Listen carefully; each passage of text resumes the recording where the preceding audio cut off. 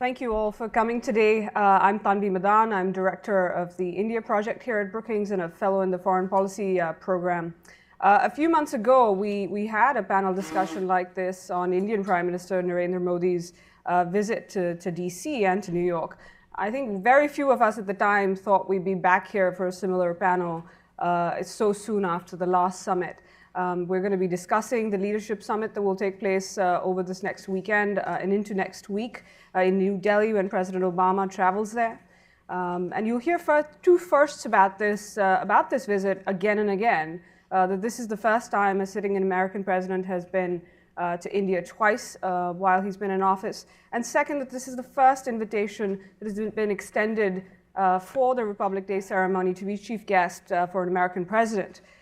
In the run-up to this visit, the Brookings India Initiative, which is the India project here, and the Brookings India Center in New Delhi has released a briefing book for the summit. This is about 16 memos. 24 of my colleagues, or rather about 20 of my colleagues have written memos in various subjects related. It's a kind of a follow-up to our previous memo or briefing book, which was for the last summit that took place in September. You can find these memos for this new briefing book at brookings.edu/Obama in India. Obama in India is also the hashtag we'll be using for this event if you're tweeting. The briefing book was released in India yesterday. It was launched by Ambassador Rich Verma, who's just gone out to India very recently, and these were his first public remarks. We'll be posting video of that event shortly on the website. Here today to provide context for the visit, to discuss some of the expectations, some of the issues that might come up during the visit and what we might see and what we might not see during the visit, we have an all-star cast of a number of India watchers, some of whom you might have seen at other events, some of you you've seen here before. Just to introduce them briefly, you've got their bios, so you will have details of that. Richard Fontaine, who's president of Center for New American Security. He's been a foreign policy advisor to Senator John McCain. He's also worked at the State Department, the National Security Council, and has been a staffer at the Senate Foreign Relations Committee. Next will be Alyssa Ayres, who's senior fellow for India, Pakistan, and South Asia at the Council on Foreign Relations, also here in DC. And Alyssa has been Deputy Assistant Secretary of State for South Asia most recently before she joined CFR. Josh White, to my left, is Deputy Director for the Stimson Center South Asia Program. Before that, Josh served as a Senior Advisor for Asian and Pacific Security Affairs in the Office of Secretary of Defense. To his left is Rick Rosso, who's Senior Fellow and holds the Wadhwani Chair of U.S.-India Policy Studies at the Center for Strategic and International Studies. He's had a number of roles in the past, including Deputy Director of the U.S.-India Business Council for about a decade. And Rick is hopefully going to give us some perspective today. He was in the Bill Clinton visit in 2000, and so a decade and a half later has a unique perspective in that sense. Without further ado, I'm going to turn to Richard to give us a little bit of the broader context for the visit. Where does India fit into U.S. strategy? We've heard some say this is, quote, non-essential foreign travel. Do you think it is, or why is President Obama going, and is it worth it? Well, thanks, Tanvi. And I think the first thing to think about as we step back and ask about the broader strategic context for the visit and for U.S.-India relations is to view the transformation of ties with India after decades of Cold War mistrust as really a rarity in the annals of U.S. foreign policy. It's not every day that you see in Washington a long-term calculation of strategic interest rooted in a foundation of shared values and supported in a bipartisan way through successive American administrations. But that's what I think you've seen when it comes to India policy, starting with the tail end of the Bill Clinton administration through the Bush administration and into the Obama administration. So successive American administrations have taken some pretty bold steps with respect to India, whether it's Obama's public support for India's permanent membership in the UN Security Council, Bush's moves on a civil nuclear agreement with India, liberalizing export controls on technology transfer, is supporting India's inclusion in a raft of international institutions and rulemaking bodies and so forth. And these moves have tended to come without the expectation of an immediate payoff. The relationship has been anything but transactional in recent years, and rather, American officials have calculated that a stronger India is good for the United States and for the stability that the United States seeks in the broader Indo-Pacific region. There are a number of interests that the United States and India share in the region and more broadly, whether it's ensuring a stable balance of power in Asia, expanding economic relations, preserving access to the global commons, countering terrorism, expanding access to energy sources, and supporting the expansion of human rights. Obama, on his visit, will very likely quickly hear about China and the role it's playing in the region, and this, from the inception of the transformation of U.S.-India ties, has been at least a partial driver of that. India and the United States view China's rise somewhat similarly. They seek stronger economic ties with China, deep diplomatic engagement, but want to hedge their bets by strengthening their ties with regional powers, especially in security terms, including with each other. For the United States, stronger ties to India signal that America's committed to a long-term and enduring presence in Asia. For India, I think stronger ties with the United States signals to China that it's a country to be taken seriously in the region and beyond. At a global level, as India increases its heft and seeks greater weight in the international system, this creates a number of other opportunities, simply because in light of India's rise, there will be increasingly few numbers of global issues in which India won't play an important role. And from that perspective, the United States has an interest in encouraging and facilitating India's rise as a full stakeholder in the international order. But despite, or perhaps because of the underlying rationale for this closer partnership, it seems to me that Indian American leaders have frequently fallen into a romantic reading of relations rather than a more realistic one. We'll see if President Obama and Prime Minister Modi, in their speeches on next week, invoke the natural linkages between the world's oldest democracy and the world's largest democracy, as you tend to hear each time, or the sort of high-flying rhetoric about natural allies that inevitably should work together. The rhetoric is fine, but it obscures to some degree the challenge of actually converting the vision and the enthusiasm into concrete policy achievements between the United States and India. I think you already see this to some degree after Modi's election, where on both sides there's a sense that, well, the Congress Party and the sort of paralysis that characterized the last couple of years are gone. Prime Minister Modi is going to return economic growth to a significant level. He's going to be more assertive on the international scene. He will be more enthusiastic and energetic about the U.S.-India relationship, and so the rest will just sort of flow naturally from that. The issue is that when at root, India and the United States, as I said, share a number of interests, but they continue to see the world in different ways.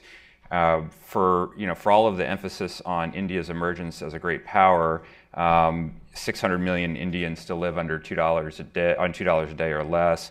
300 million Indians are unconnected to the power grid, and per capita income remains under $2,000. Modi was swept to power with a single-minded focus on boosting economic growth and putting in place economic reforms. And that informs, I think, the Modi team's view of not just domestic policy, but foreign policy. As a result, the government has sought close and ever warmer ties with the United States, but doesn't want to pursue them at the expense of other international relationships that have a significant economic component, whether that's Russia or China or Iran or others.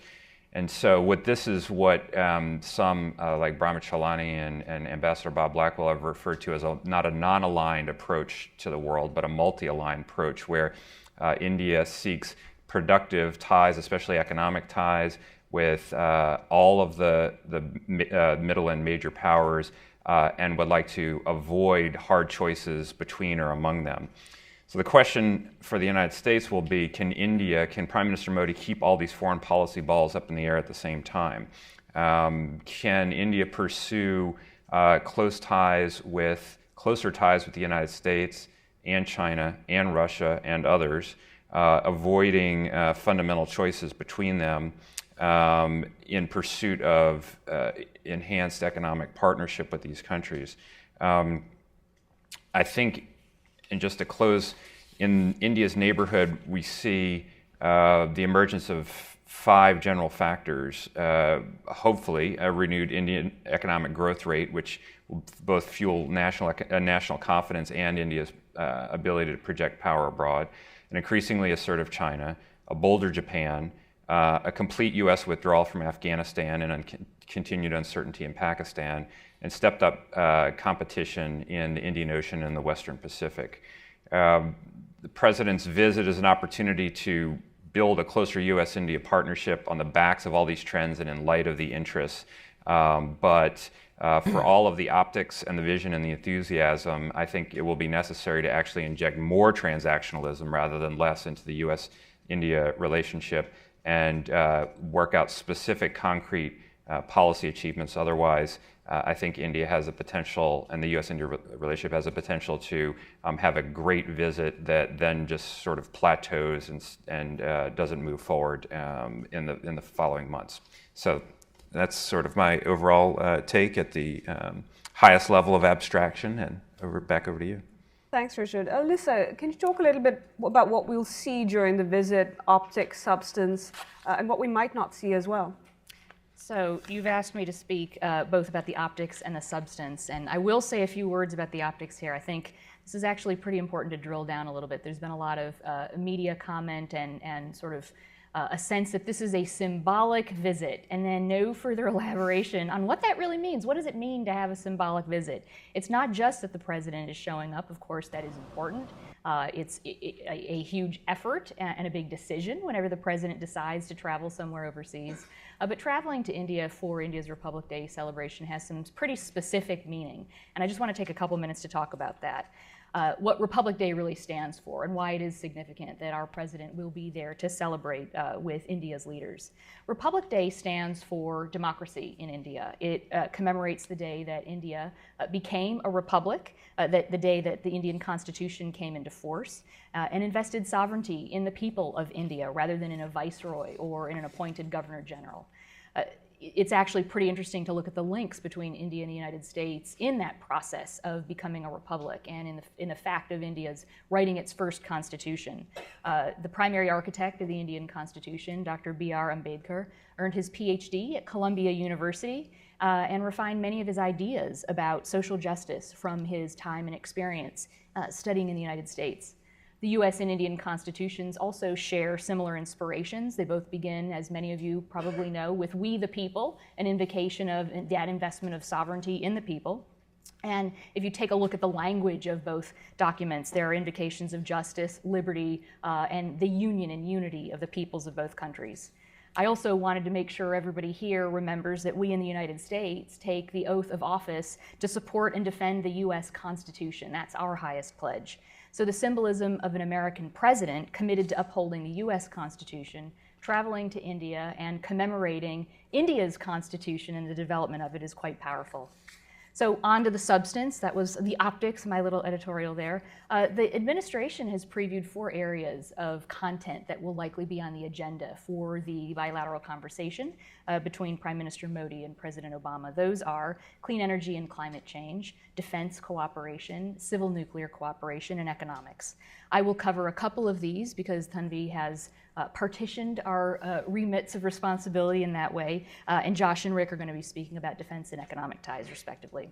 Let me say a few words about clean energy cooperation. This has actually been one of the breakaway successful areas of US-India collaboration in the past 5 or 6 years. There is something called the Partnership to Advance Clean Energy. It's Googleable. There are websites set up to provide more details about this. It operates on a public-private partnership model with challenge grants that have created joint clean energy research consortia. The search for alternative energy fuels has mobilized more than $2 billion, which is quite an amazing thing. Focus areas are solar, biofuels, building efficiency. Obviously, this is a space where both countries can do more. This leverages the innovation and the scientific talents of both countries. The Modi government in particular is looking to really increase what India is doing in the renewable space. He would like to see the country leapfrog to clean technologies. The September summit, when Prime Minister Modi was here in the United States, resulted in an announcement of another $1 billion in financing to support renewable energy deployment. That was a memorandum of understanding between our Exim Bank and India's Renewable Energy Development Agency. So there's huge scope here. I would look to this area to see sort of additional projects likely to be announced or sort of new MOUs announced. The Indian government is now looking to rapidly scale up what they do. Modi has already increased India's targets in the renewable space. The government has revised, for example, their solar target, which used to be a target of 22 gigawatts by 2022, to 100 gigawatts by 2019, the end of Mr. Modi's first term. That's hugely ambitious, but you got to aim somewhere. India is also looking to double its wind capacity, for example, to 40 gigawatts by 2019. So there's a lot happening in the clean energy space, and India and the United States are doing a lot together there. Let me say a couple words also about climate change, because this has come up repeatedly. India and the United States, if you're looking for a big agreement like what was announced between the United States and China last fall, I wouldn't bet the farm on that. I think India is not right now in a place where it would like to announce a date certain at which it's going to cap its emissions and scale down. India also is pushing quite aggressively to see greater financing or technology transfer from the developed countries to developing countries. I just don't think, and certainly Indian officials have been previewing for months that where they are on the international multilateral climate change negotiations is probably not where China is. Some Indian officials have said, in fact, it was a mistake for us to align with China on the climate negotiations because we simply aren't in the same place in terms of our economic growth, and we need to allow ourselves scope to get there before we're able to commit to when we're going to bring our emissions down. India still, in its energy, in its development, is very coal-led despite the rapid development of its renewable sector. It's going to continue to be coal-led for some time. Civil nuclear cooperation, this is an issue that many of us view with some fondness and some concern. Those of us who have worked on this agreement for years, obviously we would like to see it realize its commercial potential for U.S. companies. There's been substantial speculation in the U.S. and in the Indian media about the possibility of a breakthrough announcement that may be made on the margins of this visit. I sure hope so. I think that would be great. It's a particularly tricky set of issues. The reason for that is because, again, many people in the room are probably well familiar with this issue, but on the heels of the U.S.-India Civil Nuclear Cooperation Agreement, India's parliament passed a law in the summer of 2010, a civil nuclear liability law, that departs substantially from the international standard of these liability laws, which typically channel liability to the operator. This makes it very difficult for suppliers that aren't backed by a sovereign guarantee, and by that I mean a kind of parastatal supplier like Rosatom or something, to be able to price in, how they would be able to operate in a situation that might present a sort of unlimited, uncapped liability situation. So that's what's been at stake in conversations over the course of the last several years. Following the September summit between President Obama and Prime Minister Modi, a contact group has been created to have much more in-depth conversations on looking for workarounds here.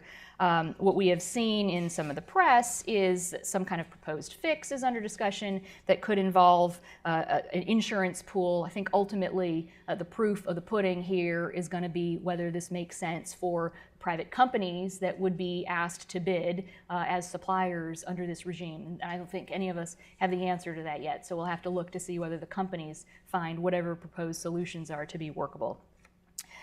Regional issues. Certainly there is going to be a discussion about regional issues between the two sides in this upcoming visit. Let me say a few words about what I think will be the issues on the agenda. Certainly Afghanistan as the international presence is substantially drawing down, looking to almost be gone by the end of next year. Instability in Pakistan, certainly further discussion on the problems in Iraq and Syria with the rise of ISIS and the coalition against ISIS, or what the administration calls ISIL. I would imagine some conversation on Russia and Ukraine, perhaps seeking a clearer statement of Indian support, and perhaps some likely conversation about progress in the P5+1 talks about Iran. On Afghanistan, I think it will be no surprise to anyone here that India has deep concerns about the prospects of instability in the region as the international presence shrinks and eventually goes away. India is concerned that this will free up terrorists to turn their sights in an unencumbered fashion to India and to launching a much more sustained series of terrorist attacks on India. You saw this in the comments that Prime Minister Modi made when he was in the United States back in September. He gave a speech at the Council on Foreign Relations, which is up on our YouTube channel, where he said pretty clearly, when you departed Iraq, you left chaos. We are hoping that you won't do the same thing in Afghanistan. So I think this is an area where some much deeper consultation about what's likely to happen will certainly take place. And the corollary is instability in Pakistan. There are many people in India who disagree with the U.S. approach to Pakistan. Pakistan has been a challenging partner for the United States. It remains a partner. It also remains a country that has deep cleavages internally and problems dealing with its own security situation. And I think nobody has any illusions about that. I would certainly think that the challenge of terrorism that the United States and India both face, coming from terrorists that are based in Pakistan, will be on the agenda for conversation.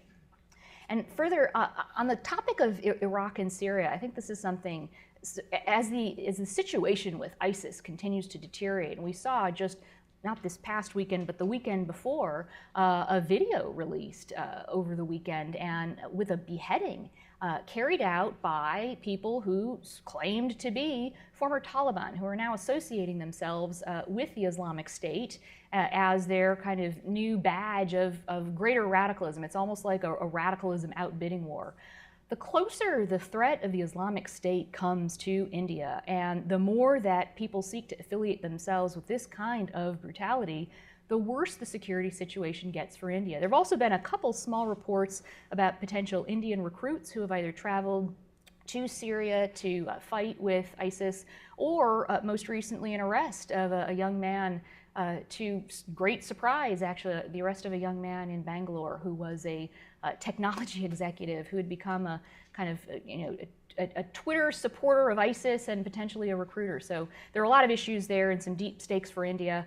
This is an area where India could certainly be doing more. India has been relatively quiet about the threat of ISIS and what India thinks should happen. There is an international coalition that's been put together. Being a member of a coalition does not mean you necessarily need to send troops. There could be a diplomatic level of engagement. I think that would be terrific. Here I'm editorializing. I think that would be a great place for India to try to step up its engagement. I'm going to stop in a second, but I do want to say I would imagine there would be further conversation on the question of Russia, and particularly what's happening in the eastern part of Ukraine, where there are continued destabilization and what appears to be further incursion of sort of non-troop troops in some manner that are causing sort of real territorial challenges in Ukraine. Again, India has been silent on this question and has a very strong relationship with Russia. I think it would not be any surprise to hear that a conversation with officials between the United States and India might involve a more questioning of why India isn't speaking more publicly about what appears to be a kind of ongoing invasion of Ukraine. Finally, just a bit on Iran. India has actually in many ways been very helpful with the ongoing situation in Iran, in the sense that India has been very publicly stated that Iran should uphold its obligations under the Non-Proliferation Treaty. Iran is a member, and that means it will not develop a nuclear weapon. As far as I understand it, India has urged Iran to continue to look for a solution in the P5+1 talks. Those are ongoing. I would imagine there would be a briefing out to the Indian side of what the status is of those current talks, where things are likely to go, and whether India might be able to do anything further to help those talks reach a possible conclusion. So I'll stop there. I've gone over by a couple minutes. Over to you. They were absolutely worth it. Thank you, Alyssa. Josh, I'm going to turn to you. Taking the next step on the security side, on the defense issues, we've seen kind of talk of the renewal. There was a commitment made in the September visit for the renewal of the Defense Framework Agreement. The last one was signed in 2005. Some discussion about actually operationalizing the Defense Trade and Technology Initiative. And we also know that there's a fair amount of defense sales and interest in more. Over the last 3 years, India has bought, in dollar amounts, more from the US than any other country. Talk to us a little bit about defense cooperation. What are we likely to see? What will we not see on this visit? Thanks, Tanvi. It's always great to be back at Brookings. I want to start where you left off with the defense sales.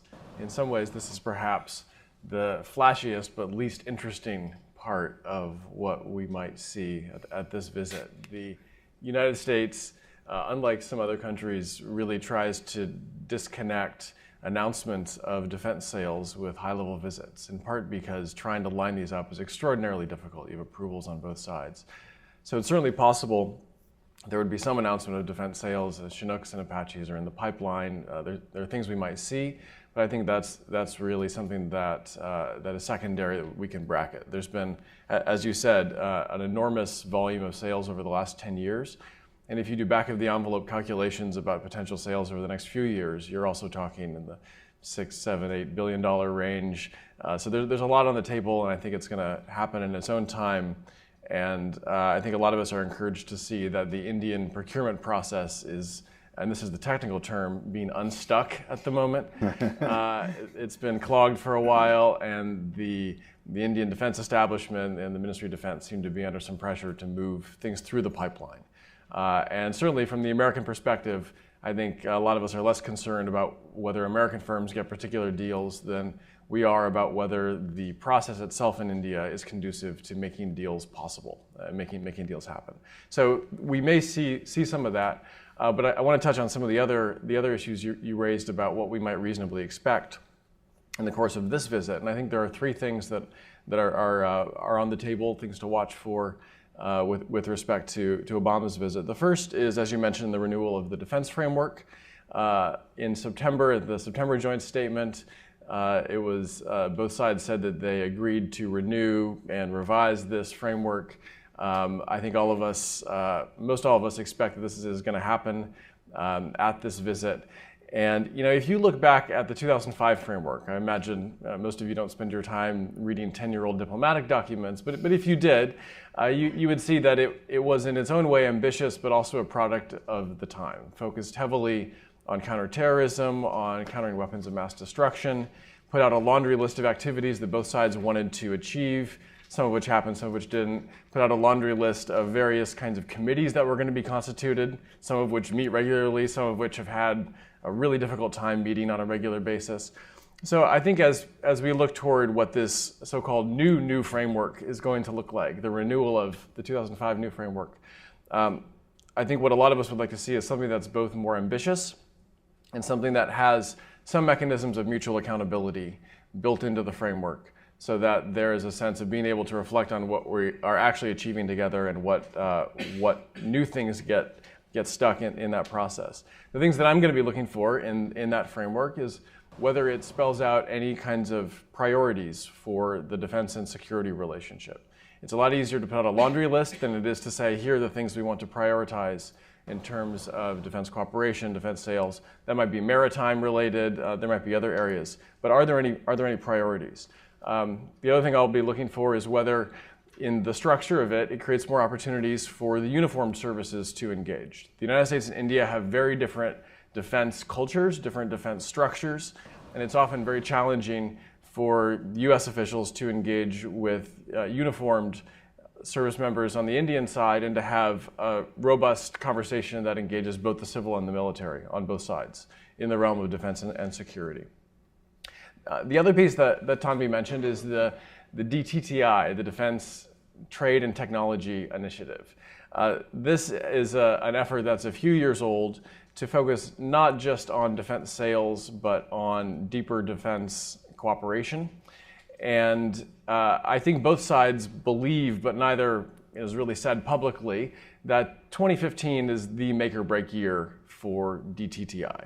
It's the year in which both sides are really going to evaluate whether this is worth the time, energy, and effort that's been invested in it. And I think both sides expect that it will be and should be, but there has been an enormous amount of time. The U.S. has put forward long lists of potential proposals for co-production in India, for co-development with India. The Indian side has come back with rather shorter lists, and there's an ongoing back and forth. And depending on who you talk to, the ball's in the U.S. court or the ball's in the Indian court. I'm less concerned about that than I am about seeing that something is put on the table relatively soon as examples of what can be done together. The level of effort now, at least on the U.S. side, is very high. Frank Kendall, who's the Undersecretary of Defense for Acquisition Technology and Logistics, has a painfully complicated global portfolio. He's the guy in the United States who is in charge of U.S. defense acquisition. And he is spending enormous amounts of time, personal time and investment, in trying to move the ball forward on this defense engagement with India. He has a special team set up at the Pentagon. All kinds of work is going forward. That level of effort is worthwhile for the United States if this begins to come to fruition in the next 6, 9, 12 months. Otherwise, I expect both sides will sort of recalibrate their parameters. Ash Carter coming in as Secretary of Defense, I think, is also a very good sign, very auspicious. I worked with Dr. Carter on some of these efforts when I was at the Pentagon, and he personally sees India as part of his legacy. So I expect from the top level there will be engagement. What's been sort of floated in the news over the last few days as projects that may be announced are, to be frank, both rather modest, but they're also smart and reasonable projects to begin with. If indeed these are the two projects that are announced, I think the conclusion can be that both sides, but particularly the Indian side, wanted to focus on projects that are smaller, that are practical, that are achievable, rather than big splash projects, just to get something moving. And these two projects, in case you hear about them, one of them is the RQ-11 Bravo. It's a UAV, or a very, very small drone. And when I say very small, I mean you can hold it in your hand, it weighs 5 pounds, it has a 10-kilometer range, and it can stay in the air for an hour or an hour and a half, if you're lucky. So this is not the kind of equipment that is difficult to export. It's exported to Uzbekistan. It's the kind of equipment that is relatively cheap, relatively small, doesn't raise any concerns with international legal regimes like the Missile Technology Control Regime. But what we're talking about here would potentially be not a sale, but local assembly of this in India. And that's why it would be significant. It would be finding a practical way to do something together in a space where all the projections suggest that India is going to want a lot more of these small unmanned aircraft. The other piece that is under discussion, that's out in the news, is what's called a roll-on, roll-off mission module for the C-130J.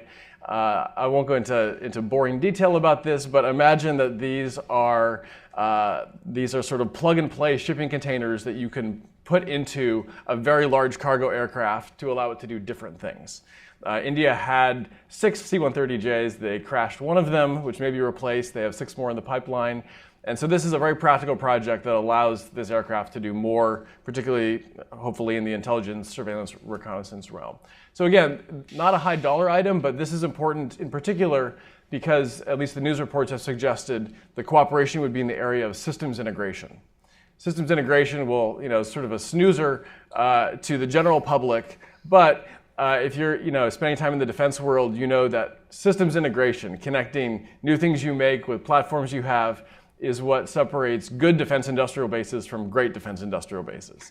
So this is an area in which there's potential to show and to begin some cooperation in a way that can move something forward. Finally, I'll say there's there's likely to be a number of other incremental movements forward. The way that the U.S. bureaucracy likely responded when they heard that Obama accepted the invitation to go to Republic Day is they pulled out the joint statement from September, and they went to their section of the joint statement, in this case the defense and security part, and they circled all the different categories of things they said they would do, and they said, shoot, now we have 4 months to do something a little bit further in each of these categories. So we're likely to see attempts to move a little bit further in each of these categories. In the defense and security realm, that means things like professional military education, more exchanges, more cooperation with national defense universities. There was talk in the last statement about upgrading the flagship Malabar exercise between the US and India, which has on several occasions included Japan. The question is, are they going to broaden the exercise? Are they going to include Japan as a regular member?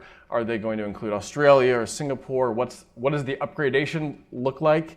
And then there's always a possibility that there will finally be agreement on what are called these foundational defense agreements. And I won't bore you with the details, but there's the CISMOA, the BECA, there's the logistics support agreement. These are very practical things that the US asks of countries that buy US equipment, and it makes cooperation in very practical ways much easier. In the case of India, this has huge symbolic effect if it were to happen, because the UPA government, in particular, Defense Minister Anthony, seemed to have it as a personal mission to make sure that India would not sign any agreements that made it look like it was moving toward close defense cooperation with the United States. So there would be practical value, but actually a significant symbolic value if these would cross the finish line. I'll just end by saying there may also be things that happen on this trip, probably a lot of things, that move forward that we're not going to see. Some of this is in the counterterrorism and intelligence cooperation realm. And in talking with both sides, I've already heard that since September, things have moved forward. Things have deepened, and both sides are pleased with the way in which they are cooperating and talking about the mutual threats that they face. The other thing that is probably further on the horizon that we won't hear about much on this trip are Indian efforts to reform their defense procurement process. This is not going to be something that is obviously highlighted on this trip. The Indians don't want to connect this with the visit, but there have been indications that they want to reform the defense procurement procedure, the offset procedures, some of these technical procedures that make it very difficult for outside investors to invest in India. And at the end of the day, I think this is significant because if Prime Minister Modi, as he says, wants foreign direct investment in the defense sector, if he wants to move toward a Make in India vision for the defense sector, it's necessary that there actually be a business case for private industry in the United States and in the rest of the world to make these investments. And that requires some structural change. So I would expect that on the horizon in the next few months, but not something we'll see immediately. Thanks, Josh. That actually helps me segue into the RIC section. So RIC, let's talk business. Major emphasis of the visit, economic ties. We're seeing Commerce Secretary Penny Pritzker accompany the president, as is USTR Mike Froman, a number of business leaders. And both Prime Minister Modi and President Obama expected to spend half a day with business leaders and on that subject. So talk to us about those economic ties, what you think we're going to see, and where you think the relationship might be going, what some of the challenges might be as well. And as you'd asked about the lead-in too, is comparing this versus President Clinton's trip back in 2000, and I was at the USIBC, and so we led the business delegation. And looking back at that joint statement, I mean, if we have a bad day in U.S.-India relations, as we had a few of them in recent years, it feels like it's the worst thing that's ever happened. But you look back at just 15 years ago, the vision in that joint statement, and how small it was comparatively and how far we'd come. It was appropriate for that time and place, but the lead-in point was we want India to give up its nuclear weapons. That's probably not going to make its way into the joint statement this time around. We talked about collaboration on HIV. There was on counterterrorism, but otherwise, when you talk about business level issues at that point and how the agenda changes, it was IT services and it was financial services as things that we were looking forward to developing. And on the negative side, it was really about the power plants that American companies had built and trying to get those operational and resolving some disputes that had cropped up. So things have changed quite a bit since then. We have come through a rough patch. I mean, the broad narrative on the UPA regime, I think, at least is how the business community in the United States looks at it, is they spend a lot of time and energy really kind of focusing on social programs rather than doing things to stimulate economic growth. And late in the regime, some measures that they took, short-sighted measures on local content rules in manufacturing, the patent issues, which I know are extremely controversial, some money grabs through tax collections that really triggered a backlash by the American business community. And that had been driving a lot of our agenda over the last couple of years. The business agenda really had crumbled not long after the strategic agenda had suffered some setbacks. And so the agenda was dominated by a lot of negativity, and business certainly played a role in that for reasons that we all sort of understand. So with Modi coming in and his pro-business outlook, for the Washington business community, that's a bit of a Rorschach test. When you hear pro-business, to everybody that means something a little bit different. And so for the trade community, that meant that he was pro-trade and he's going to open up borders. And so the trade facilitation agreement at the WTO, that was a huge setback for a lot of folks. But for others that look at him and his record in Gujarat, he wants to build stuff. He wants to carry out things that he promises. For that group that's looking at it through that lens, I think they see a prime minister that they can work with. And so far, and I always like to point out, first and foremost, the numbers prove that indeed business is enthused. Last year through November, the latest numbers that have been released, FDI was up 27%, a pretty nice bump for the first year of a new government. Foreign institutional investment last year, portfolio investment, was $43 billion, an all-time record, and most of that came in after the May elections.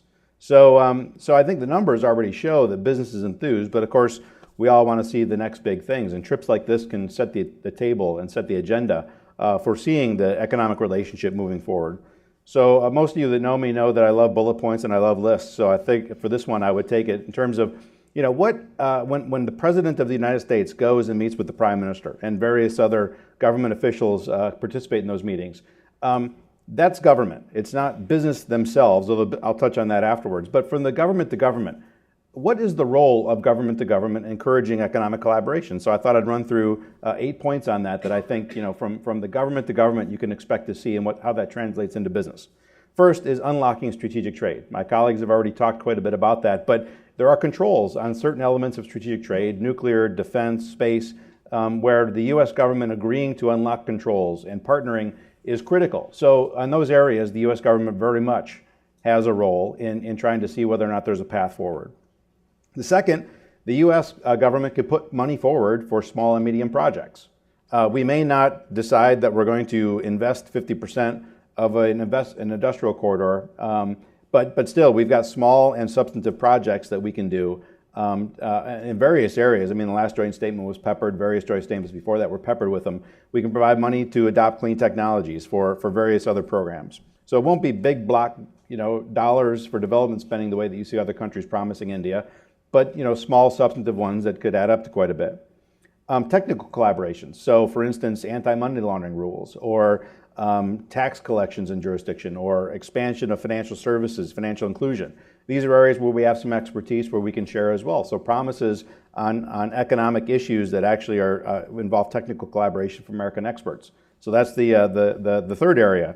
The fourth, and this I think is actually sort of the most important in some ways in dealing with the Modi government, is the convening power.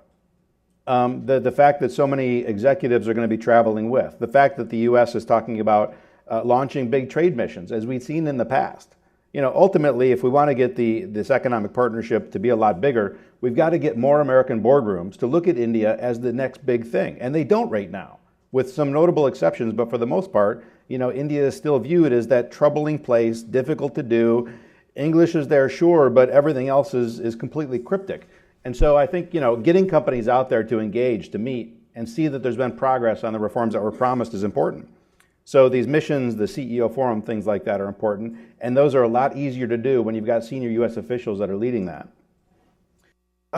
Fifth is the creation of a spirit of bonhomie, which again sounds a little esoteric perhaps, but I can tell you from having worked inside and worked on the outside with a lot of major American corporations, the fact that boardrooms don't have good India knowledge. When do the decision makers think about India? They think about it twice a year when they got a shareholder meeting to decide on where they're going to put the next $100 million.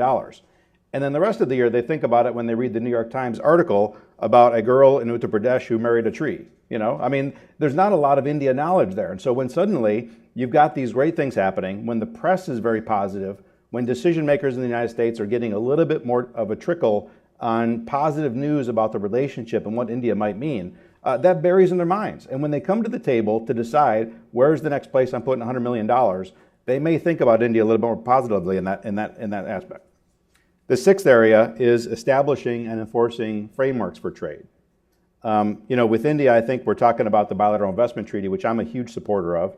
I think, potentially could unlock a lot of new areas for American investment, could resolve some of the existing disputes.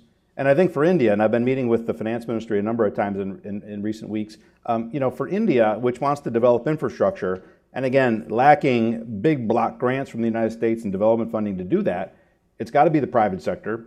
And I think the investment treaty and the payment security that would give is going to be critical to get America companies to the table. So an investment treaty, negotiating tax disputes from our tax treaty, these are also important things that the U.S. government does to further the economic agenda. Seventh, and this is really more on our side, which is curtailing damaging actions that we may take against ourselves. And there's a number of those that are pending and in process right now. It could be passing an immigration bill that would actually curtail the growth of our IT service relationship. It could be, actions that we decide to take, pending these reviews of India's trade policy that the U.S. International Trade Commission, they've got the first version out and the second one's coming out next year, or the 301 review of IP policy. So, there are time and places when you want to take trade actions against foreign countries. But at that moment, when you think that the 20-year vision of partnership is back and you want to build that, it's probably not the best time to take trade actions that would actually harm the relationship. The eighth and the last one that I'll mention is probably the one that gets the most attention, but also has the least command to be anything done in these kind of meetings, which is encouraging other reforms that open the market. Certainly, we'll talk about FDI caps. Will they pass the law that will strengthen the ordinance on insurance? Will they open up e-commerce FDI? Will they change the rules on bricks and mortar FDI in retail? A variety of other economic reforms that American companies have been clamoring for. Those will certainly get raised, but those aren't the kind of things where you get an announcement in the meeting. But hopefully you'll see movement on that in between. So those are the 8 broad categories, I think, that when we think about American engagement, what does a U.S. president going to India mean for the economic agenda? I think that's how things kind of break down a little bit. There will be, of course, a robust business delegation going along with. And so the business community themselves will have a little bit different perspective on this. So I'll touch briefly on a few points for the business community. They want to see specific deals happen, and whether it's defense deals get announced or other areas where there's going to be American product getting procured, that's obviously interest to lead those companies. The broadening of strategic trade issues, opening the door for defense companies, nuclear companies, and others to actually unlock trade. So companies are going to be looking at that very closely. These trade frameworks, they help quite a bit. On the tax, tax issues right now, right? There's about 200 cases of cross-border tax disputes between primarily American companies with the government of India. So seeing progress on tax certainly is one of the things that companies look for very closely. They're also going to want to see in their engagements with the government on the sidelines clarity from the government on their intentions and prospects for some of these reform initiatives. So again, they're not expecting to get a specific response, but they'll look in the intervening period to see, what was promised to us and what have they actually carried out. And the last thing that business is looking for in their engagement on this trip is, they would like the pledge by the Modi government to resolve some of the previous disputes. And heading in again to the Modi government's inauguration, you had 4 broad categories, I think, that I sort of break it down into. You had the patent issues, which I think there's no real feasible way that India is going to amend Section 3D or curtail its ability to issue compulsory licenses. But that remains one of the top issues on the American business agenda. You've got the issue of local content rules in manufacturing in a wide variety of industries. There again, we've seen nothing from the Modi government yet to say that they actually want to ratchet that down. And in fact, they've reinforced it in some ways. And the Make in India campaign doesn't really sound like something where they actually want to release these rules necessarily. The third is on cross-border taxation, and that's where I think we've seen the most progress so far, and hopefully more to come. And then the fifth is further move on FDI caps, and we've seen some progress on that as well. So, from what the government expects as they walk into the room for these bilats and what business, that's kind of how I wanted to break things down, but happy to answer questions on specific reforms and other things during Q&A. Thanks, Rick. We're likely to hear two words a lot over the next couple of days, next few days. One is reinvigorate. We're already hearing it a lot. And the other is transform. And both kind of the Foreign Ministry and the White House briefings, that word was mentioned again and again. Alyssa, is there something transformational about this moment? Is there something potentially transformational? Or is this another moment in kind of a longer process? If you compare where we are today with India to a year ago with India, I think we'd probably all agree there's been a transformation and a reinvigoration. Certainly 2014 was a particularly difficult year with the kind of crescendo of some of the business issues that Rick has referred to really reaching a peak. The issue with the Indian consular official who was arrested and strip searched in New York, that caused a real breach in ties and I think continues to be a sort of underlying issue of distrust. But the level of disengagement that produced in 2014, I think that hurdle has been cleared. There is a new government in India who has been very clear that he wants to have much stronger ties with the United States and who sees the United States as a country that can be directly supportive of his own goals for domestic transformation, to use that word. So I think definitely those two words do apply to this case, and I think we'll hear them in the coming days for good reason. Richard, some of the things that Alyssa mentioned that were part of kind of that year of malaise, so to speak, stemmed partly from concerns on the Hill. Given your experience, if you could talk a little bit about how Capitol Hill is likely to see India over the next year or so. Are there issues that there are likely to be differences on? And particularly as we go into, I can't believe I'm saying this 2 years ahead, into an election season here, are there differences on India? We talk a lot about that there's bipartisan support for the relationship. Are there differences, whether in the way it's viewed or particular areas of emphasis?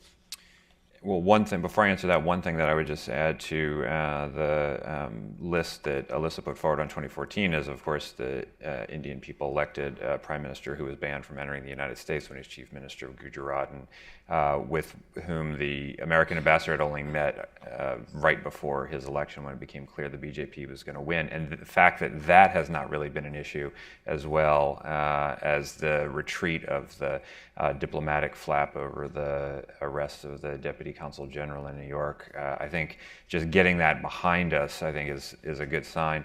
In terms of Capitol Hill, there is, I think, broad bipartisan support for a close U.S.-India relationship.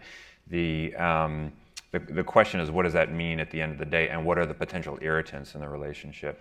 A lot of what is currently at issue, the stuff that was just described on the defense side, on the economic side, would be carried out by the executive branch and not by Capitol Hill.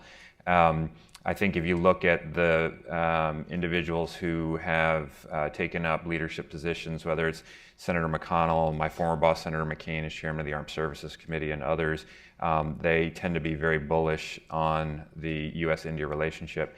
I think there's a couple potential irritants that could come down the line. One is if there is not a final agreement with Iran that is satisfactory to Capitol Hill, there will be renewed attention, as we've seen just in the last 24 hours with the invitation of Benjamin Netanyahu to address a joint session of Congress without actually asking the president about this. The Hill is going to go its own way on Iran if it deems that agreement is unsatisfactory, or if an agreement is not reached, and then there'll be a push for additional sanctions. This has flared up from time to time in the U.S.-India relationship because of India's economic relationship with Iran and the import of Iranian energy. I think there will be renewed pressure from Capitol Hill on India, as well as other countries. It won't be India specific, but India and other countries to reduce their imports of Iran and to get tougher on Iran, whatever that may mean. The other is things that Capitol Hill might do, not because it's specific to India, but which India will interpret as punitive or certainly unwelcome. You know, there's the potential. There's always the issue with visas, H-1B, and others, and the rhetoric related to outsourcing and call centers and things like that. My take on this is that that is almost never driven by any desire to be harmful to the country of India or to the U.S.-India relationship. This is rooted in kind of, you know, the rhetoric of congressmen and senators talking about bread and butter issues, but the collateral damage sometimes can be on the U.S.-India relationship. So those are two areas that I would flag. Thanks, Richard. Josh, given your background, if you could talk a little bit about kind of a region that is named and was named in the September summit, but the country that shall not be named, the big Asian neighbor to the north of India.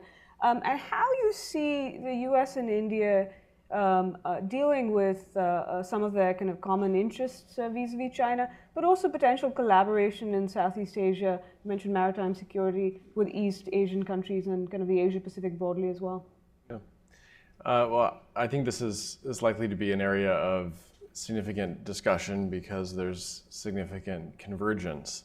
There's not only convergence in terms of, you know, general geopolitical view, but you know, India has no interest in seeing a confrontation with China anytime soon. So there's also, I think, a similar caution in terms of how both the United States and India want to engage with China, to deepen economic ties, to try to find ways to smooth over these kind of tensions. I think to the extent that they do signal in any public way a sense of shared resolve or shared agenda with respect to East Asia, you'll see it in how specific the joint statement speaks about maritime security, maritime platforms, maritime collaboration, and also the extent to which the United States and India decide to more formally integrate Japan perhaps into the Malabar exercise,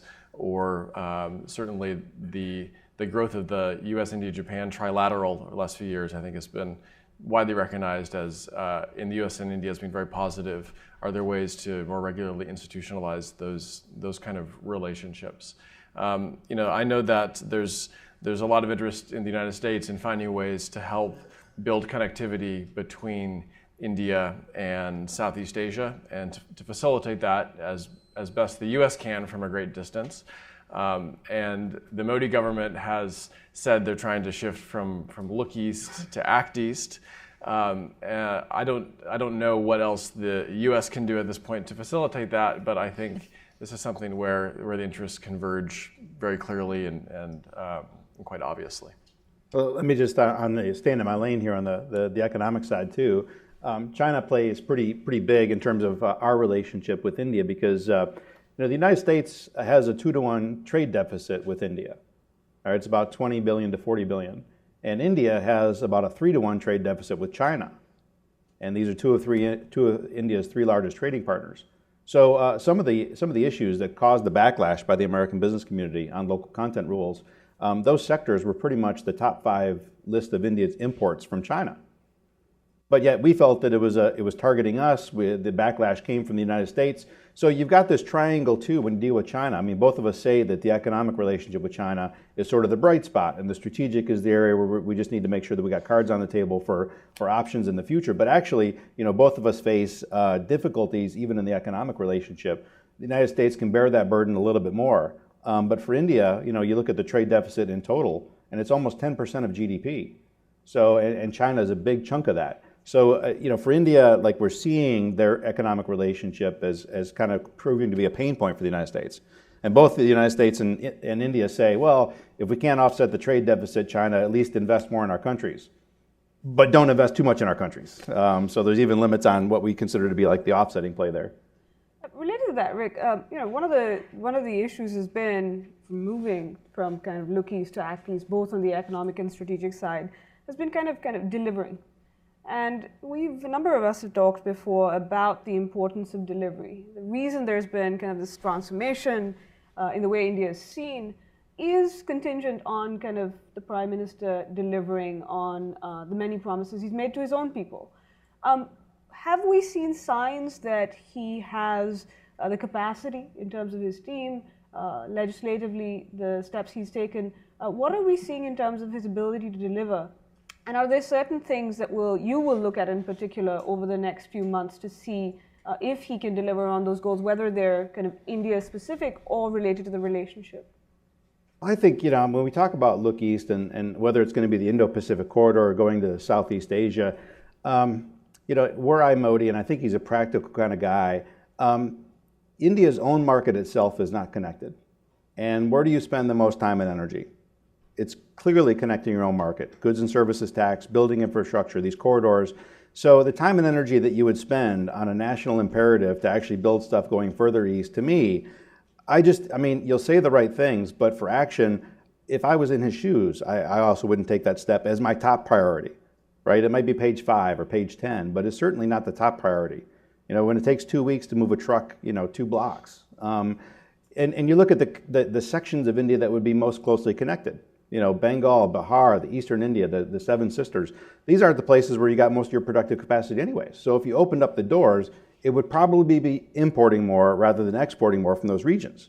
The day you can get a truck from Mumbai to Assam really quickly is the day I think that it makes more sense immediately for making that connectivity. There's other models, for doing so. It doesn't have to be, getting all that infrastructure down immediately, but is it page 1 kind of stuff as a practical matter? I don't think it necessarily can be.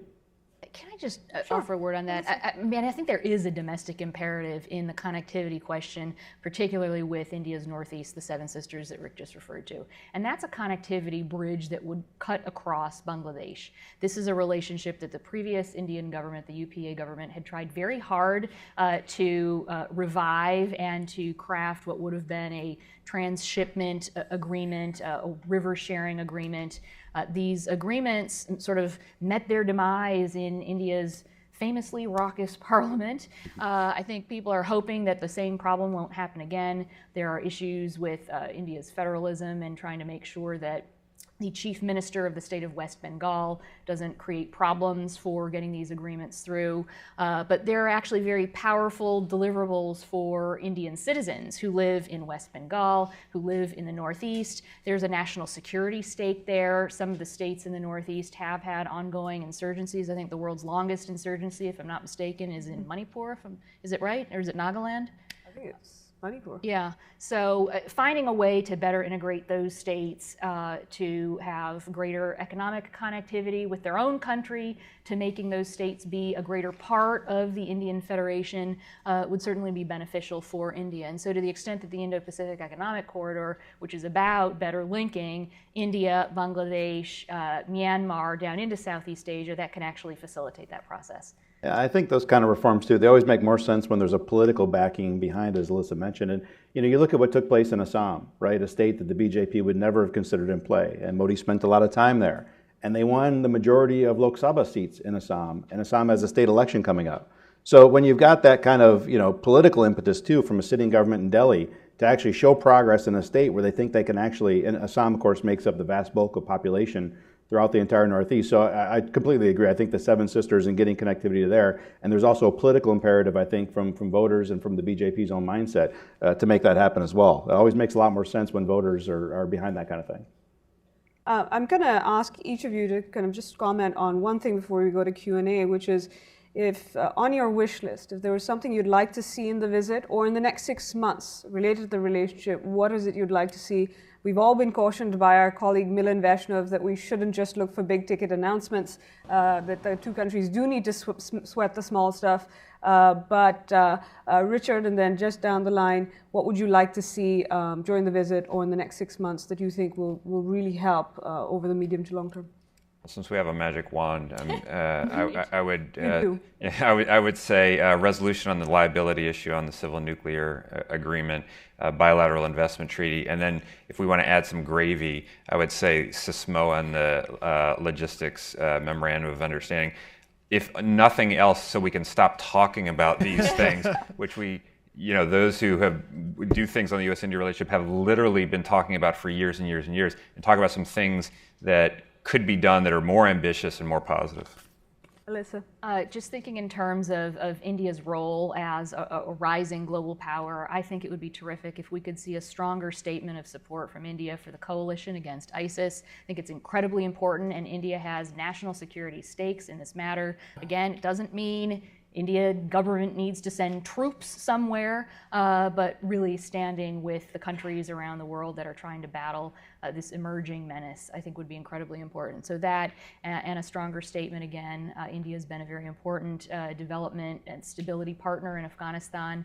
A stronger statement from India on what it sees as in its interest and what it would like to do in the coming couple of years. Josh? In the defense space, I think seeing actual projects brought into the open for DTTI this year is important, not because these are the highest dollar value transactions, but because they represent the prospect of connecting the public and private sectors on both sides in a more integrated way. So I think that looks like 2, 3, 4 projects put out in the open, plus one area of cooperation that is larger and more ambitious that both sides commit in public to trying to move forward on, that's of strategic value to both. Rick? Well, everybody said, I mean, I would say the Islamic State, I would say the investment treaty, I would say nuclear. So I'll have to come up with something different. This won't be for the trip there, but for the year. I would love to see, and I think the partnership would be deepened dramatically if India finally takes the decision that multilateral trade is good for it. I've seen this in the last 20 years numerous times. We get great bilateral relations going, and just like trade facilitation or many other WTO rounds, the U.S. officials come back from that and say, I'm not going to talk to India again for a year. And that's always going to be hanging over our heads. And right now, when you talk about the threats to U.S.-India economic relations over the next 20 years, signing TPP, TTIP, the Trade and Services Agreement, the ITA-2 negotiations, getting these things done means that trade routes are going to flow around India even more deeply than they already do. And if India wants to be a piece of companies' global supply chains, it's going to be a lot tougher for companies to make that decision if it's the rock sticking up out of the water. Of course, related to that is climate change, where I don't think anybody wants to see differences play out in Paris the way they did, especially over trade facilitation agreement. With that, we're going to turn to questions. If you have questions, please raise your hands. Identify yourself. If you could please keep your questions short. And if there's a particular person you'd like to direct the question to, please let us know as well. We'll start actually with the back right there in the middle. I'm Timberg, consultant. This is mostly for Mr. Russo. Anybody else can jump in. You mentioned a couple of legacies from years ago. One is, what do you see about the possibility of the U.S. involving itself in, or American companies involving themselves with electric power generation, which I wonder about, and then with construction. These are both fields which I haven't heard the American firms moving on, and their reasons. Yeah. Well, construction, actually, we saw movement. I mean, the old rules when they opened up 100% FDI for construction, you had to build essentially a township. But they changed the rules a few months ago, so now it's really just an office building size. And so construction already has been one of the largest destinations for foreign direct investment. And my sense is that this will dramatically increase that scope. So I think construction will continue to be one of the main areas, one of the main target areas for foreign direct investment. And the difference that we've seen in construction growth in India, when the country is growing at 4% versus 8%, feels to me, I don't have the numbers here, but feels to me like it's more than double. I mean, the big construction boom that you saw a few years ago. So that I think, they're making changes and you'll see more. On electric power, I mean, this is like we talk about reforms and the difficulty of reforms. And some folks that are playing around in our space too keep talking about give more power to the states and let them be the laboratories for reform. Well, as a practical perspective from somebody that's dealt with these issues for 20 years, no, states make the wrong decisions on these things. You look at the areas that states already have complete control, and it would be water and power and a lot of rules around land acquisition, and you've got a few examples of good things, but that's I've seen tough electricity reforms in the state of Odisha in the 90s. Government voted out, retracted most good steps they took. Tamil Nadu just after that. Andhra Pradesh at about the same time. Delhi is the only place that successfully rehabilitated their electricity grid. And what's the first thing that Arvind Kejriwal announces? Free electricity for the poor again. So even the place that you expect, they saw reforms, they saw the benefits. 10 years later, the lights stay on all day and you pay a little more, which is how it's supposed to work. And even Delhi couldn't stomach it. So I think a big picture electricity, there's probably a few states, Gujarat's a little bit better than others, Andhra's, fairly decent. But I mean, for big involvement, it still seems like the states have a lot more work to do to get there. But there is small involvement. And, there's a guy, Raj Rajadaksha, who runs a company, DLZ Corporation in Columbus. And he builds small hydro projects, run of the river, cheap, he gets his bills paid. There's a few American solar companies now that have projects, and they're getting paid too. So there's small examples, but the big projects that we used to see a lot, that day is not yet back upon us. Other questions over here in front?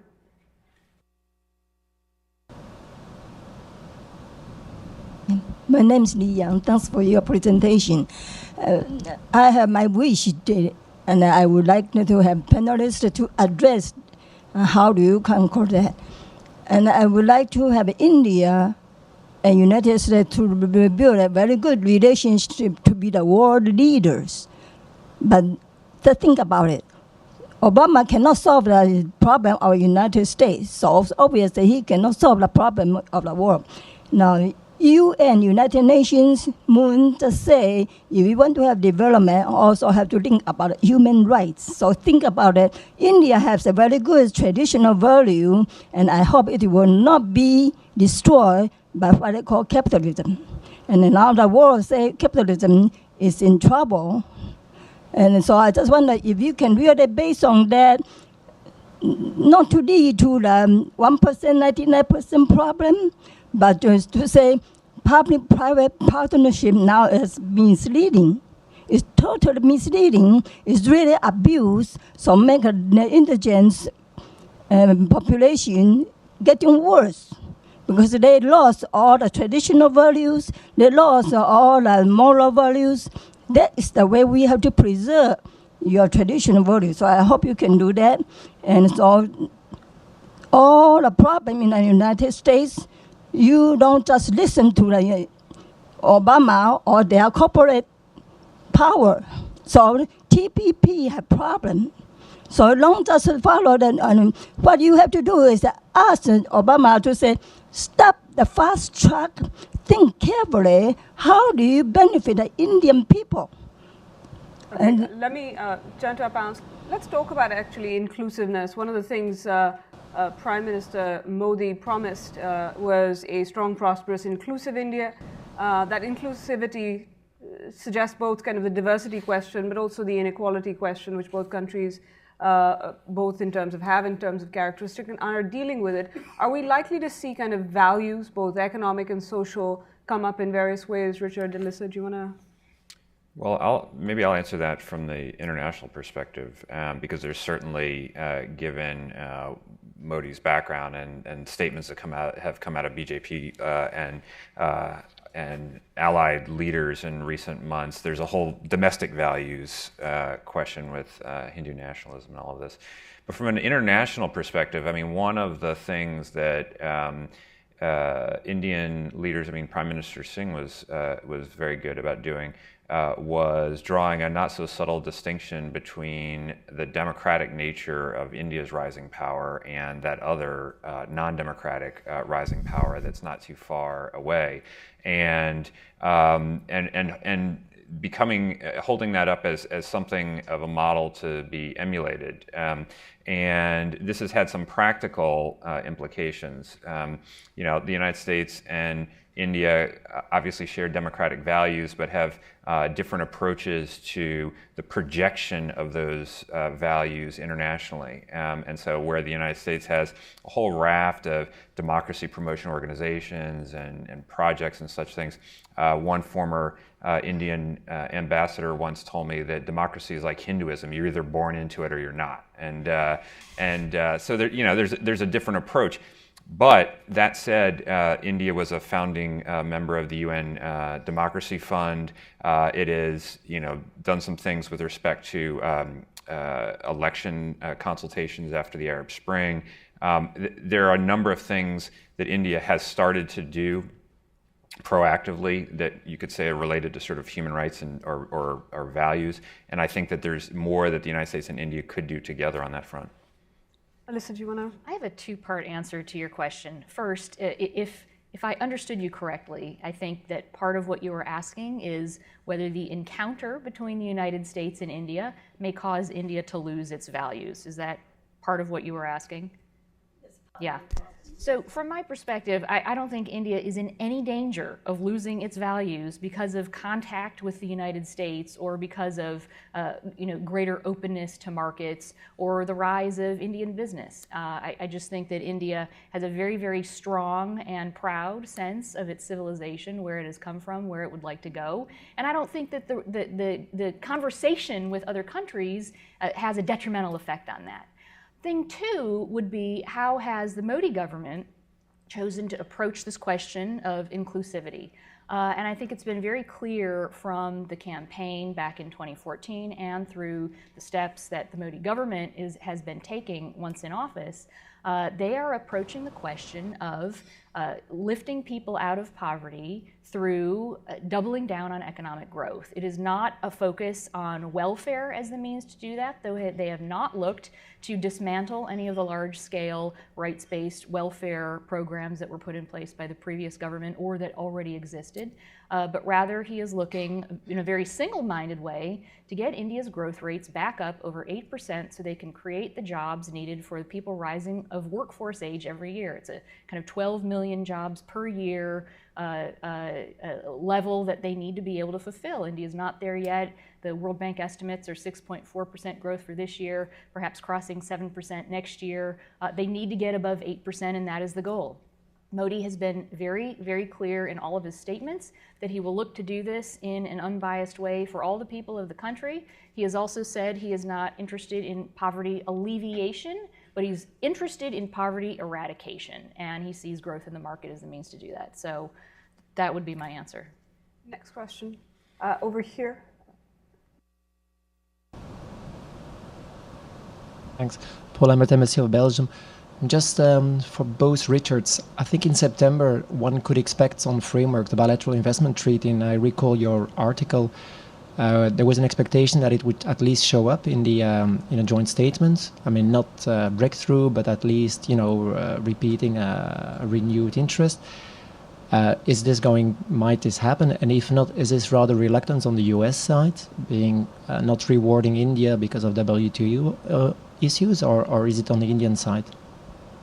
Do Richards. The treaty, so India's been undertaking a review of its own model. I mean, talks on an investment treaty with India were started, 7 or 8 years ago? And we undertook a review of our own model, and so froze talks for a number of years, and then India of its own because it was sued a number of times. So, the Ministry of Finance says, they're just about done. They got the model out there. Different ministries in India are reviewing it. So, I'd say if it would have been announced a few months ago, it would have been fairly relevant because India didn't have its final model out yet. That's expected to come out pretty soon, and seeing the leaders commit to it would be terrific. It's made its way into joint statements many times in the past, so whether or not it's there, I don't think is the big factor. The question is, how much did India change its model? Already, India used the OECD model, which is fairly basic, whereas the US model, our section on definitions, is almost half as long as India's entire model. So how much are they going to change it? They're trying to protect themselves against getting sued in certain cases. Is that going to be I wouldn't say a deal killer, because there's going to be differences in the models. And so the question is, can these differences be broached and come up with a product that actually moves the ball forward and what's capable? The bigger problem, I think, on both sides is, and you see it rarely communicated, what's in it for both sides. And this is all that I spend my time doing. With the Ministry of Finance, they said there's a meeting coming up in a few weeks where we're going to sit down, approve the final model, but we need to figure out how we can sell the fact that we even want a treaty with anybody anyways. And these kind of conversations are very helpful to have. So again, and I mentioned before, from our side, FDI caps are covered in our model. And there can be exclusions to it, but still, if it's in there, that's great. Performance requirements in our model. That essentially says you can't force us to build locally, which is one of the main irritants. And for India, I think this is one of the tools for electricity and others that could bring investors back. The threat of expropriation or non-payment of bills or this is huge on investors' minds, and we don't take the risks for big infrastructure. So the model should be out. Hopefully it'll make its way in the statement, because having the heads of state say that they're committed to it is great. and we'll see what the revised model looks like and how big of a breach we gotta cover up there. Richard or Alyssa, do you want to add something? No, I'm good. Just a quick follow-on. India is revising its model bilateral investment promotion agreement, not just for the U.S. It's doing this across the board because of many of these arbitration cases that the government didn't like the outcome. So whatever comes out of that process, again, isn't sort of U.S. specific. It's something that India is looking to do for the way it handles investment treaties around the world. Let's take a couple of questions together. One over here and one on. Did you have a question? Sorry. Then one question over there. First here and then there. Hi, my name is Jeremy Aoyong from the Straits Times of Singapore. Just to follow up, Dr. Madan, on your question about the wish list, I was wondering from anyone in the panel, how much of your answer was based on hope and how much is expectation? So, what realistically will we expect from joint statement? Is it going to be closer to what we saw in September? And for Mr. Fontaine, I was wondering if you could elaborate a little bit more about what a more transactional relationship looks like. Because I was under the impression that everything that was currently being done already is quite transactional. So I was wondering if you could elaborate on that. And then the question over here. Thank you, Tanvi. Yeah, I'm Rajesh Kadian. The question is directed towards Josh. It's a three-liner. Between 1953 and the current year, India has leased 5 warships from 3 countries. And the US has a long history of lend-lease during the Second World War. Where do you see the possible leasing of nuclear warships to India in the future? That would be a big ticket item. Thank you. Richard, do you want to? Sure. I mean, a transactional international relationship is one where you know what you're getting in exchange for an action that you take, right? So the United States led the international effort to revise the Nuclear Suppliers Group rules with respect to India to carve out a space for it in the international non-proliferation regime. Same thing at the IAEA, amended the Atomic Energy Act, all in pursuit of the Civil Nuclear Agreement.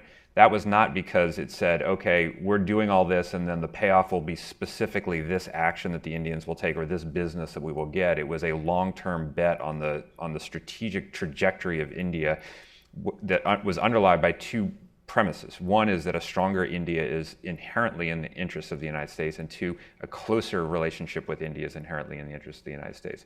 Same thing with, when President Obama went to India in 2010 and said, the United States now publicly supports India's permanent membership in the UN Security Council. What did he get for that? Well, it wasn't a transaction. Again, it was putting capital in the diplomatic bank for a long-term strategic bet on the right on India's rise and what that means for U.S. interests. There's only so much that you can do that, though. Both sides can do that without any payoff at all. So if the Civil Nuclear Agreement is done, but there's no payoff at all, we pursue bilateral investment treaty or whatever it is, and you just don't get anywhere on the specific policy initiatives, you need something to sort of fill in, because both sides are not going to continue to put, I think, diplomatic capital in the bank without any sort of near-term concrete result just indefinitely. And so I think to provide ballast to the relationship, you need to do some of these concrete things. Right. That was an interesting question about leasing nuclear warships. I think it's unlikely. In part there are probably technology transfer concerns, but I think almost the more important issue might be on the Indian side. The Indians have framed their maritime expansion and modernization very much in the Make in India sort of indigenous production vein, and are moving forward a number of fronts. A lot of the capital budget for military modernization is now with the Navy and is tied up with the Navy already for quite some time.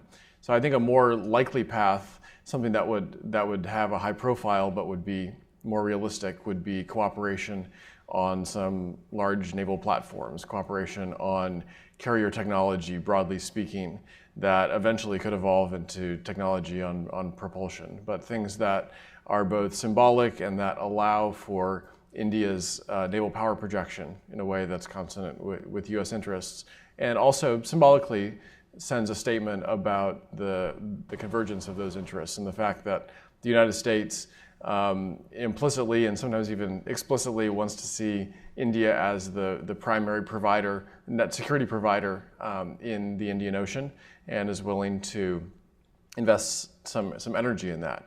You know, at the end of the day, and this is true for the civil nuclear, it's true in a lot of the sectors that were talked about earlier, there has to be a business case for a lot of this as well. You know, the United States doesn't approach India the way that Russia approaches India.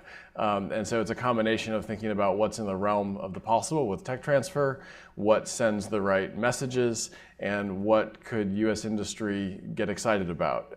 And those things have to come together, you know, in a very particular way for projects to move forward. Does anybody want to address Jeremy's kind of hope or expectation? I think what we'd probably all say is that it's good there's hope and expectation.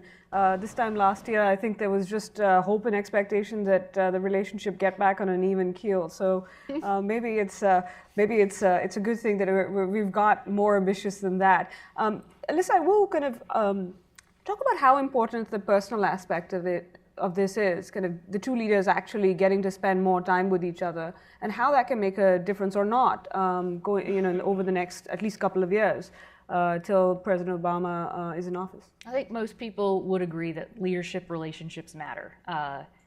It matters that our president seems to have found a great working relationship and a connection with India's new prime minister. President Obama had a good relationship with India's previous prime minister.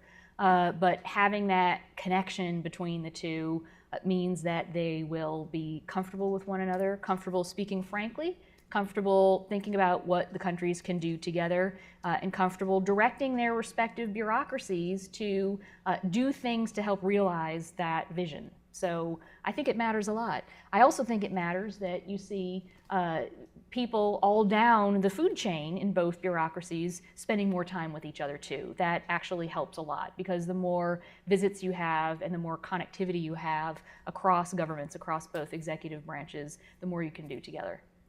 Just to add to that, I think that is more important now than it was in the recent past because of the centralization of authority in the Prime Minister's office in India. So before, there was a lot of talk about U.S.-India relations, and now there's a lot of talk almost of U.S.-Modi relations. And Indian officials and the bureaucracies will talk about what the Prime Minister's vision is and how the Prime Minister is going to get things done and things like that, whereas not many people were talking about the U.S.-Singh relationship or the U.S.-Sonia Gandhi relationship. It's also true to a lesser extent on the U.S. Side because the White House has a very strong hand in this administration in the making of foreign policy. So I think that elevates the importance of the personal relationship between the two leaders at this particular moment in time. And that actually, if I can real quick, something that we haven't specifically touched on, but is kind of in the background of a lot of our comments. With Modi and some of the foundation agreements on defense, these kind of things where they would never come to the table because they're worried about the backlash, they're worried about being attacked from the right, as we say here in the United States, on a hard right leader. You can't do that with Modi. If Modi agrees that signing the foundation agreements is in India's interest, it's going to be really hard for other parties to come and say, you're being weak, you're bowing to the United States, because he's projected successfully, such a powerful image in country. I mean, for the president that wants to get a few more things done before the end of his presidency, he sees somebody that's actually empowered to take those really tough decisions. So they may be more on the table with him. It is also interesting how much time the two leaders are spending actually talking to the people, including through this joint radio program, speech to the Indian public, which happens usually, sometimes not so directly and definitely not so openly. Questions at the back. Right.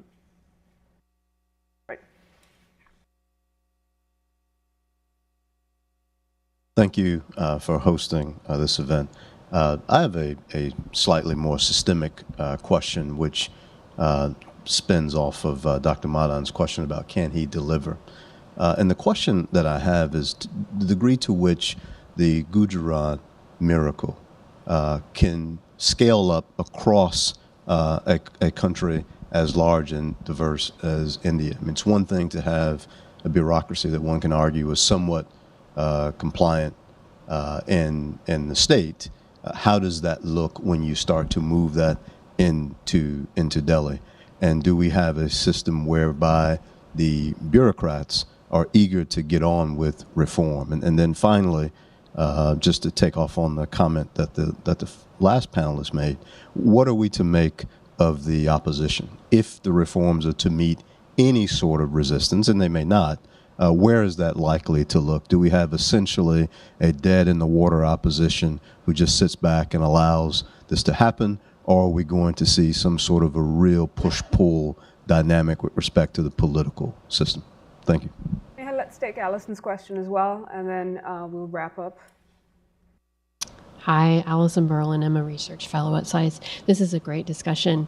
Just a quick comment. It seems to me that Modi's inclusive development agenda has really, to use a word, reinvigorated U.S.-India relations.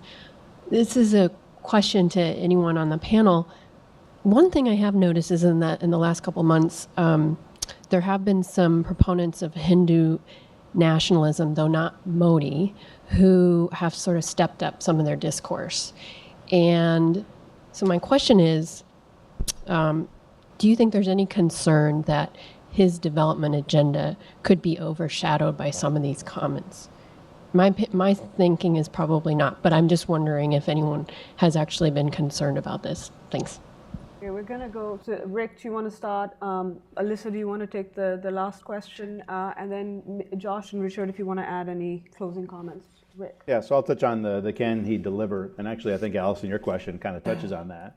Throws a little red meat to the base, and that gives him a little operational space on the things that he wants to do. But anyways, on can he deliver? So I like bringing up this point about has he already delivered? I actually am more bullish about what he's done already than most commentators are. So I always do the contrast on Chidambaram's first budget speech in 2004, this shocking election when Congress came in and none of us had kind of expected. And from an American perspective, FDI caps is our proxy for whether or not you're opening or not. And Chidambaram announced 3 sectors for FDI changes, civil aviation, telecom, and insurance. And it took 2 years, 3 years, and never to get those across the finish line. 2 years, 3 years, and never to actually issue the press notes or pass the law to change those things. Whereas, Lately announces 4 sectors for FDI changes, defense, railways, construction, and insurance. And 3 are firmly done, and the 4th, insurance, is, I guess we would say, quasi-done with the ordinance, and maybe one of the first bills up for vote in Parliament. So to wait 2 and 3 years to get anything done versus a few months later it's done. Now that's the non-legislative side. Legislatively, you raised a good point. I mean, the BJP is, we've pointed out, they only control about 19% of seats in the upper house.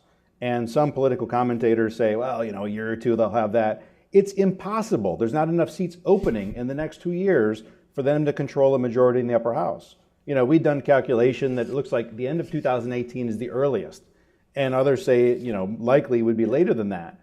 But can they get things done? Yes. I mean, we talk about the last 10 years and Manmohan Singh's legislative record as being very poor, but it was never his record. In the last 10 years, there was only one boss, and that was Sonia Gandhi, and she got through a lot of very difficult votes. And she had a much weaker hand in the lower house, a little bit better in the upper house, but weaker in the lower house. She called Parliament back in session a year ago, in February, when they weren't supposed to be in session, to divide a state in half, and got that vote done. So the sitting governments have sticks and carrots to get tough votes done. The question is, are they going to focus that on on things that we would consider part of our shared agenda, or is it going to be on domestic issues? So if he uses those powers, I think, in that way, then we actually may see some movement legislatively too. But it's going to be selective. You can't do it for everything. Alyssa? Just to get to the second part of the first question, which is essentially the same question that Allison has asked. This is actually the conversation happening domestically in India now, that in a sense, in a very real sense, Mr. Modi's honeymoon at home ended in December. That was when you started seeing people who had been supporters of his government pen op-eds and attach their name to public statements saying, you know what, the Prime Minister needs to start delivering. There is a very big distraction to his economic agenda going on right now, and that is the uproar in the upper house of Parliament. Unlike what happened with the previous Indian government, where you could have uproar in Parliament over issues that were directly related to policy change or new legislation put on the table, and then you could have some huge turmoil and a debate over whatever the proposed law would be about its merits and its demerits. What's happening now in India's upper house is this turmoil that has to do with comments made by kind of fringe right-wing religious nationalists that's causing the opposition in the upper house to say, hey, what is happening? We've got to debate this. This is outrageous. And so that conversation is actually stymieing Mr. Modi's economic agenda. And you see people writing about this quite widely in India. The difference that you see now with Modi is that he is very single-mindedly saying, I am not going to let this obstructionism disrupt my economic agenda. So he's moved to this ordinance route that Rick has talked about. These ordinances are kind of like a US executive order in the sense that it's issued by the executive, but EOs in the US can last forever. I mean, we are still using EO 13224 for terrorist designations, for example. In India, these executive actions, these ordinances have a sell-by date. They will expire. They expire by the end of the next parliamentary session or after 6 months. So there is a real question if there isn't further legislative movement in India because of these kind of discussions, these debates in the upper house, whether the prime minister will look to kind of continue issuing ordinances. And so that is another issue that people have been talking about. And apparently the president of India had some conversation a few days ago where he said, hey, we can't use these ordinances all the time. So these are precisely the kind of domestic political issues that people are deliberating over right now. Richard, any closing comments from you? Well, the only thing I would add is that I think if you look at the region, I think this visit is an opportunity for Modi and for the Indian leadership to impart some views and wisdom to the U.S. side about what's going on in the region. If the United States footprint in Afghanistan military footprint is going to zero by the end of 2016, except for the troops that guard the U.S. Embassy. There's been this electoral transformation in Sri Lanka so that Rajapaksa is out and suddenly everything seems up for grabs in Sri Lanka with respect to the relationship with China and with India. Pakistan is an ongoing concern, but things don't ever seem to be getting better there. I think the United States has the opportunity to be in a listening mode when it comes to the quickly moving things in the region, and also trying to listen for what role does Modi want to play with respect to each of those three issues in particular in the region. Thanks, Richard. Josh? Yeah, I'd just like to build on those last few comments and also affirm that this moment won't necessarily last forever. We don't know what might happen in Indian politics or what might happen certainly in US politics, but this is a moment where the White House is spending a lot of time working on India. Secretary Kerry's visit to Pakistan got a lot of press, but his visit to India to help prepare for this, for the president's trip was very positive and very successful. Ash Carter coming into the Defense Department. So it's an important moment, not only because of the US bureaucratic energy focused on it, but also because Afghanistan and Pakistan are still there, but it's a relatively quiet, perhaps it's an interregnum between periods of chaos, but it's a relatively quiet season in which the US bureaucratic energy can be focused on India instead of dealing with crises or potential crises in those countries. That moment might not also last forever. And so I think it really speaks to the importance of this incremental and maybe even transactional progress that can be made over the next few months. Thanks, Josh. And I'm sure with that you'll all join me in thanking our great panelists. You can follow them all on Twitter and follow their work, which is excellent. And a number of them have written pieces related to the trip. And Richard's got a great co-authored piece about bipartisanship in foreign policy that is very much worth reading. Thank you all for coming. Do keep track of what we're doing on India and other things. And we look forward to seeing you next time we do an event.